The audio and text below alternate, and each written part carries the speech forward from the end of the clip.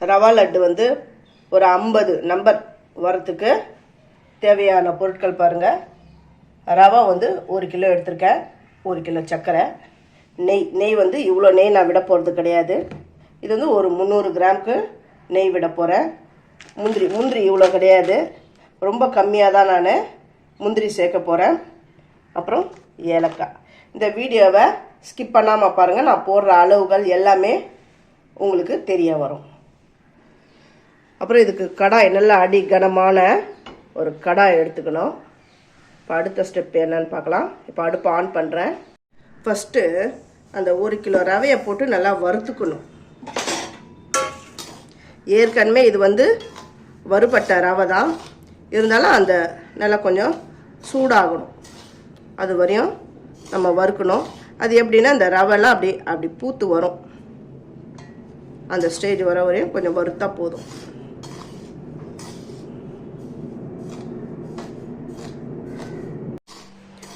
நல்லா வறுபட்டுடுது, நல்லா வாசனையும் வந்துடுது. இந்த வாசனை வர வரையும் வறுத்தா போதும். இதை பாருங்கள், நல்லா அப்படி பாருங்கள், நல்லா ஃப்ரை ஆகி வந்துடுது. இதை எடுத்துடுறேன். இதை எடுத்து வேற ஒரு பாத்திரத்தில் போட்டு இதை ஆற விடணும். இப்போ ரவை நல்லா ஆறிடுது. இதை வந்து மிக்சி ஜாரில் போட்டு பவுட்ரு பண்ணி எடுத்துன்னு வந்துடுறேன். மிஷினில் கொடுத்து கூட நீங்கள் வந்து பொடிச்சிக்கலாம். இதை பொடிச்சதுக்கப்புறமா இந்த சர்க்கரையும் போட்டு பொடி பண்ணிக்கணும். இப்போ ரெண்டுத்தையும் நான் பொடி பண்ணி எடுத்துகிட்டு வரேன். எல்லாத்தையும் அரைச்சி எடுத்துன்னு வந்துட்டேன்.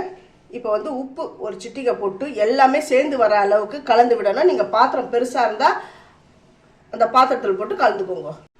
இதுக்கு நெய் வந்து 300 கிராம் நெய் சேர்க்க போகிறேன்.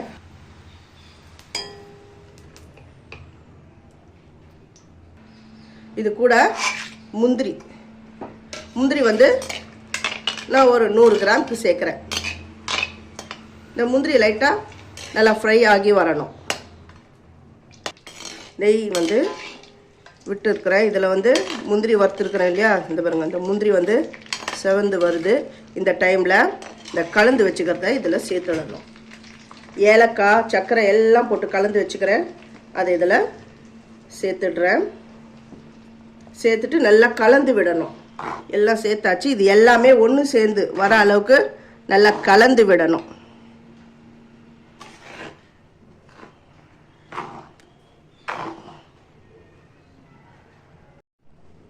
ஸ்டவ்வெல்லாம் ஆஃப் பண்ணியாச்சு. எல்லாம் அதை வர இப்படி கலந்து விடுங்க, ஏன்னா கட்டியாக இருக்கும். அந்த கட்டியெல்லாம் சேராமல் எல்லாத்தையும் நல்லா கலந்து விட்டுட்டு இப்போ உருண்டை பிடிச்சிக்கலாம். உங்களுக்கு தேவையான சைஸில் உருண்டை பிடிச்சிக்கலாம். பாருங்க, ஈஸியாக உருண்டை பிடிக்கலாம்.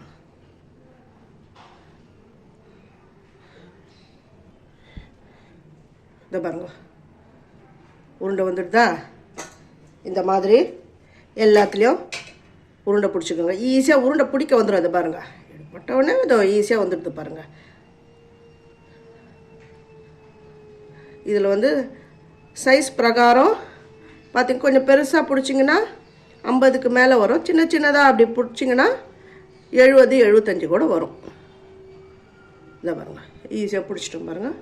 இந்த மாதிரி நான் எல்லாத்துலேயும் இந்த லட்டு பிடிச்சி நான் உங்களுக்கு காட்டுறேன். 50 லட்டு வந்துடுது. ஃபஸ்ட்டு என்னுடைய வீடியோவை பார்க்குறவங்க சப்ஸ்கிரைப் பண்ணலைன்னா சப்ஸ்கிரைப் பண்ணுங்கள், ஆல் அண்ட் ஆப்ஷன் தொடுங்க. அப்போ தான் நான் போகிற ஒரு வீடியோடைய நோட்டிஃபிகேஷன் உங்களுக்கு காட்டும். தேங்க்யூ.